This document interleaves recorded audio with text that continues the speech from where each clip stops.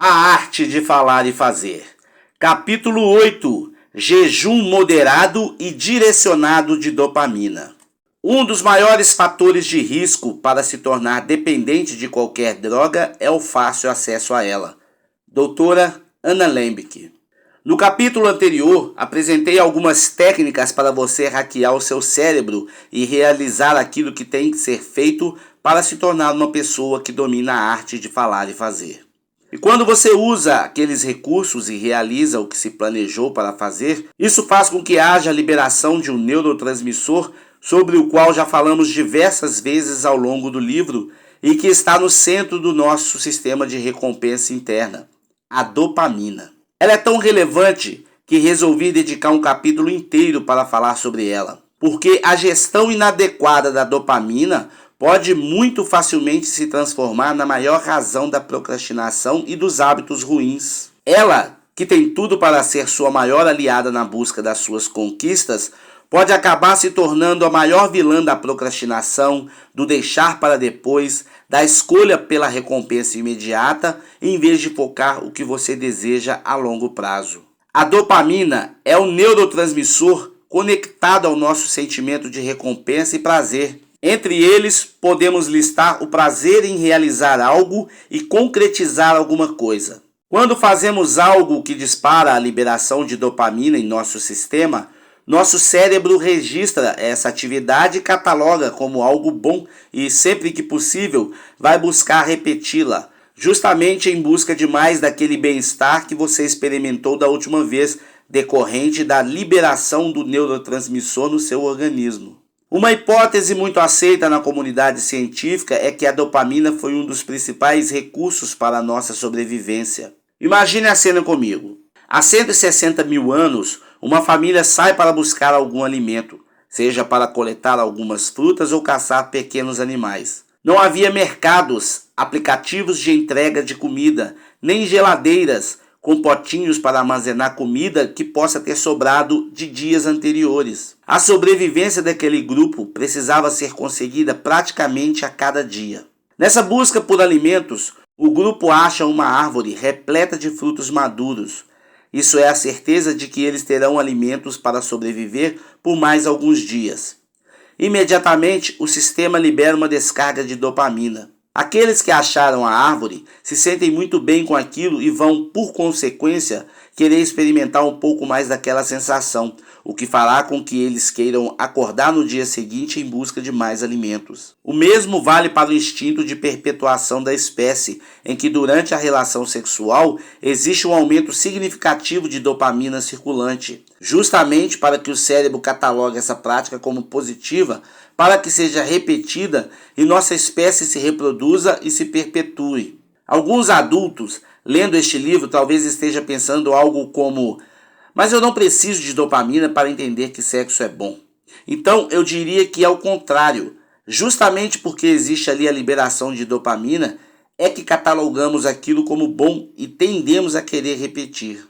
Resumindo, essa foi uma estratégia evolutiva do nosso organismo, que quando Homo sapiens ainda vivia em savanas africanas, entre 160 e 300 mil anos atrás. Os cientistas descobriram, só muito recentemente, que a mesma região do nosso cérebro que está ligada ao prazer também está ligada à dor e ao sofrimento. E no centro disso temos a dopamina, que funciona como uma recompensa. O problema é que não vivemos mais na savana africana e não precisamos mais acordar para caçar e coletar alimentos. Hoje vivemos em um mundo com geladeira e pacotes de biscoitos cheios de gordura e açúcar que deixam o nosso cérebro ensandecido e cheio de dopamina. Temos um sistema de centenas de milhares de anos atrás vivendo em um mundo moderno.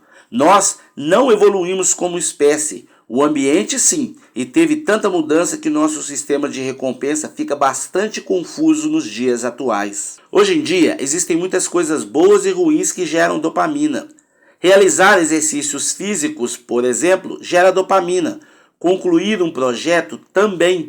Mas a nicotina do cigarro, o álcool, a pornografia, navegar aleatoriamente nas redes sociais trafegar entre aplicativos do celular, fazer compras, receber caixinhas na porta de nossa casa e comer alimentos cheios de gordura ruim e açúcar também geram dopamina e, consequentemente, a sensação de prazer que tenderá a nos levar a repetir essas atividades. Há inclusive o termo capitalismo límbico, cunhado por David Courtwright no livro The Age of Addiction, A Era do Vício em tradução livre, que se refere a como a economia atual está constantemente em busca de ativar o centro de prazer e recompensa para nos convencer a consumir. Em uma entrevista, o autor disse que as empresas que operam seguindo essa lógica produzem serviços e produtos que oferecem golpes rápidos de recompensa cerebral. E esses produtos que recompensam o nosso cérebro operam por meio do sistema límbico, uma parte muito antiga do cérebro que lida com o prazer, a motivação e a memória de longo prazo. O capitalismo límbico é extremamente lucrativo, mas é socialmente agressivo. O que quero dizer com isso é que, para realizar mais, precisamos ter consciência de como administramos nossa relação com o prazer e, para fazer isso, precisamos nos tornar incríveis gestores de nossa dopamina, pois só assim teremos uma transformação com impacto de longo prazo. Você que já é ouvinte aqui do canal sabe que a ação cura e a inação adoece. Partindo desse princípio, eu quero te pedir, deixe o seu like neste exato momento, logo abaixo desse vídeo. E todas as vezes que você ouvir uma frase que faça sentido para você, que faça sentido para a sua vida, coloca ela aqui embaixo e, se possível, coloca o porquê que ela está fazendo sentido para você neste exato momento, tá bom? Vamos para a leitura. A dopamina e a procrastinação. Em seu livro, Nação Dopamina, a doutora Anna Lembke explica que o nosso sistema faz a gestão da dopamina sempre buscando a homeostase. Resumidamente, a homeostase é a busca pelo equilíbrio que o corpo está constantemente fazendo. Em todos os aspectos fisiológicos, o corpo busca o equilíbrio.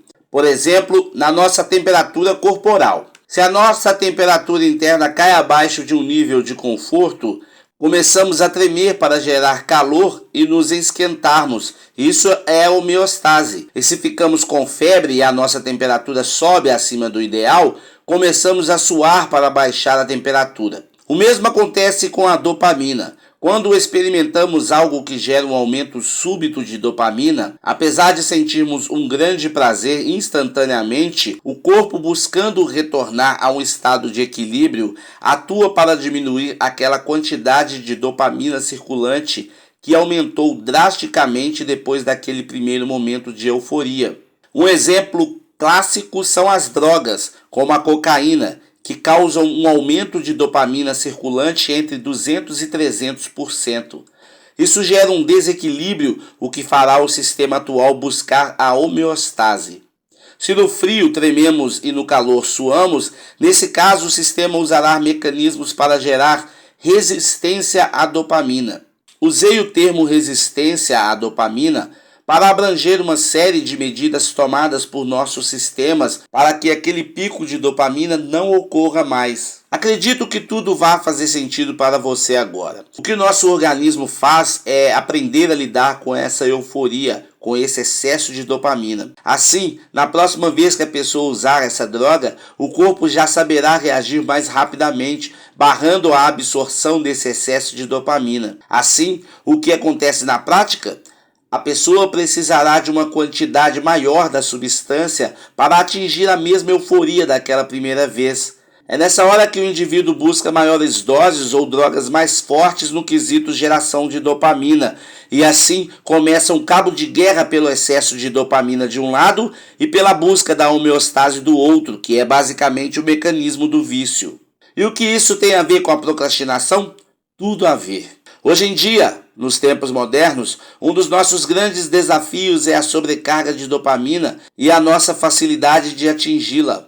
Eu dei o exemplo das drogas por serem mais simples de se compreender, mas essa sobrecarga também vem do excesso de estímulos que estão constantemente ao nosso redor. O maior exemplo para ficar claro são as telas para as quais estamos sempre olhando, como o celular, o computador, o tablet, a televisão. As séries de televisão, os jogos eletrônicos e as redes sociais são fontes que geram excesso de dopamina. São microdoses de euforia que geram uma sensação de bem-estar. Na prática, para ficar bem claro como funciona o nosso sistema, quando a pessoa acorda de manhã e ainda na cama pega o celular e começa a navegar pelas redes sociais, ela tem uma descarga relevante de dopamina.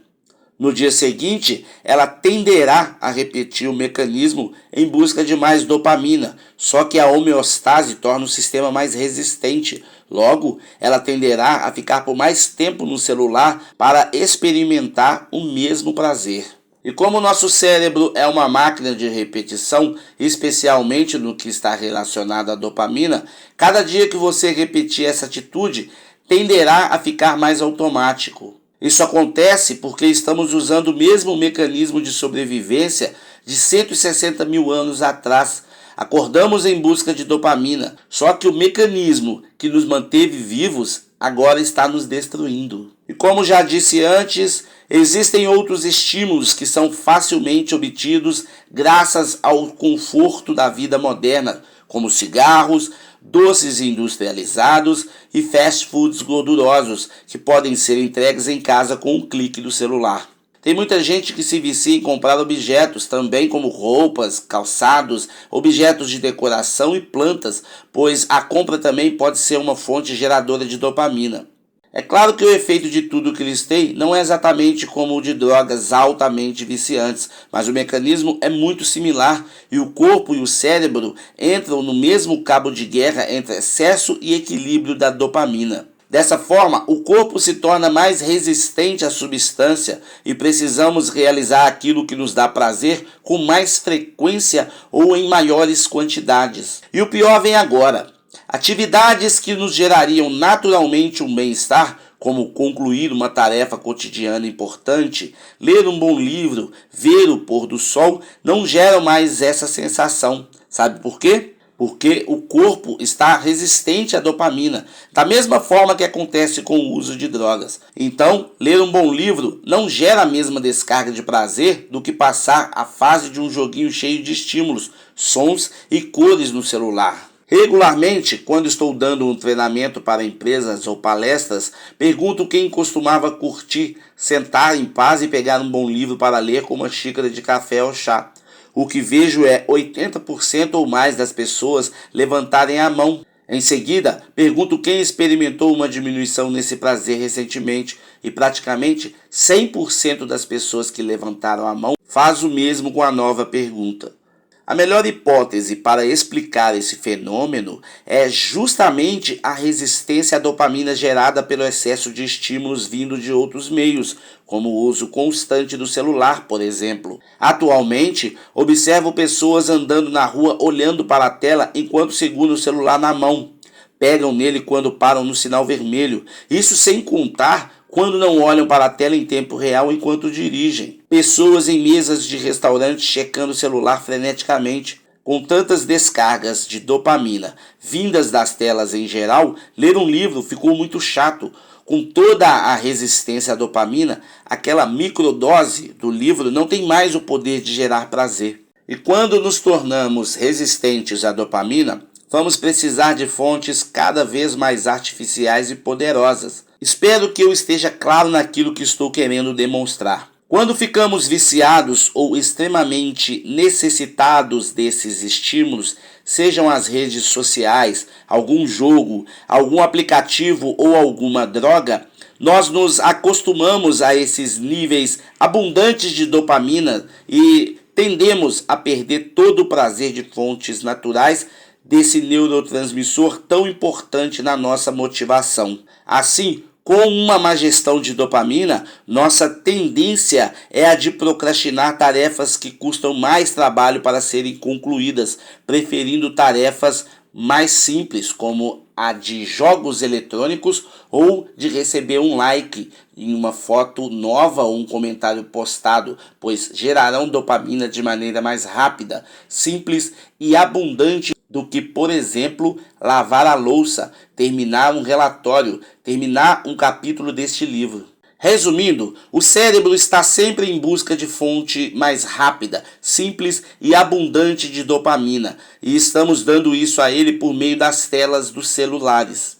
Mas é claro que eu não estaria falando tudo isso se não fosse apresentar uma solução. Como padrão, estou sempre testando métodos em mim mesmo para melhorar minha produtividade e vencer minha tendência natural a procrastinar. Depois que funcionou em mim, tenho como padrão disponibilizar para a comunidade no comando um grupo de pessoas que eu guio para vencer a procrastinação e alcançar seu potencial máximo como seres humanos. Nesse caso, a melhor solução que já experimentei para virar esse jogo se chama o jejum de dopamina. Vamos falar dele agora de modo detalhado para que você possa colocar em prática imediatamente.